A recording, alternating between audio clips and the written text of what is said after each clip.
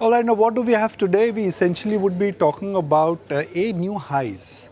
And we spoke about new highs last week, that how Brazil has made a new high, how other emerging markets have made a new high, and Indian markets had to catch up. So while Indian markets are catching up, it is important to turn attention back to the technical setup. In this correction, have the excesses in the market been flushed out?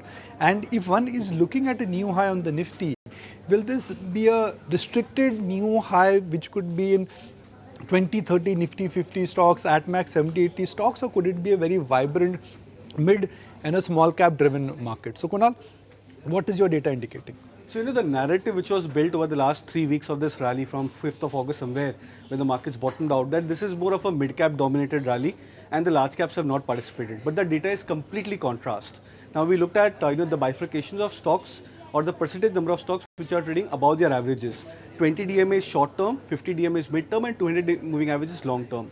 Now the data is quite fascinating because as we can see that 76% of the stocks on the Nifty 50 are above their 20-day moving averages. Compare this with small caps and mid caps, the number is 56% to 60% only, which means mid caps and small caps have underperformed.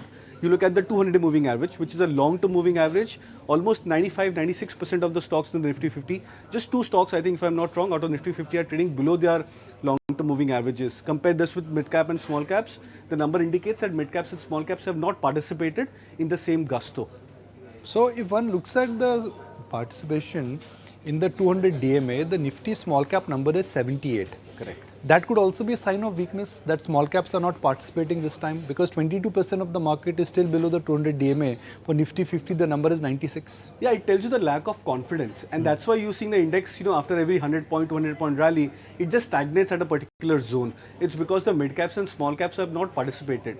Now that's the point. Now if the index, for example, breaks past about the all-time high levels, the scenario across the globes improves further, then confidence brews back again into the markets. That would probably take the next leg into the mid caps and small caps into a much higher levels. Okay. So let's assume the data point which we referred to last week, which is that we will make a new high soon because global markets and the markets which matter, they are making a new high. If we make a new high this time on the Nifty, your view is that a vibrant rally in small and mid cap stocks could follow soon. Exactly. The sector churn will start off again, the sector rotation which we've been seeing over the last many months. But the tilt would be more towards mid caps and small caps if we scale past about the new high.